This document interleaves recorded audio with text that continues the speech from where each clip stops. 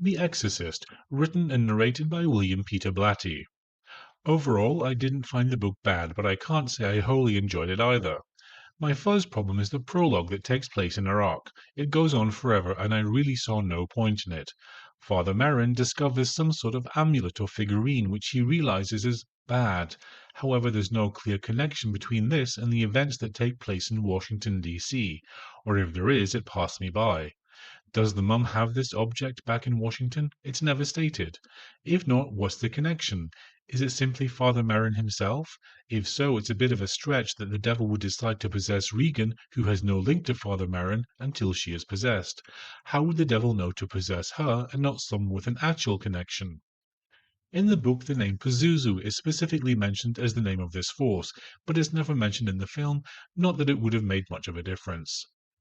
Other than that, I have a problem with the books written in the late 60s and early 70s in general.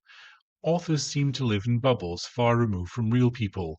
They didn't seem to have any insight into how people's minds worked. It's especially true of female characters. They're often histrionic and utterly unbelievable. I found the books of Jaws and Rosemary's Baby difficult to get through. In fact, I found Jaws so poorly written in terms of characterization that I gave up. And sadly, the same is true here. I didn't find any of the people believable. I also have a problem with how the book is constructed. There's too much of something like this. Person A, do you have X? Person B, Y? Person A, do you have it? It's especially irritating later on in the book when Father Karras wants a tape recorder, and the mother, who now believes her daughter is possessed by the devil, refuses because she doesn't want him recording the girl's voice. Why? Another source of irritation is the Columbo-style detective. The character is written very much in the style of Columbo, but without any of the charm. He's just irritating. I also had little time for any of the doctors in the book. They see the girl levitating and decide she must be schizophrenic. They tell the mum that the daughter has psychiatric issues, so they're going to prescribe Ritalin. Shouldn't she see a psychiatrist, the mum asks? No.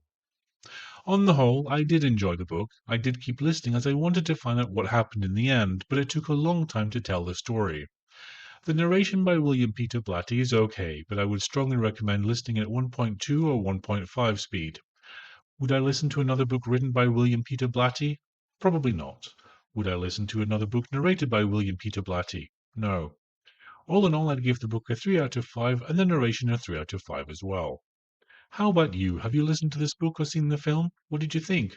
Let me know in the comments below. Don't forget to like and subscribe as I release a new review every week. Thanks for watching.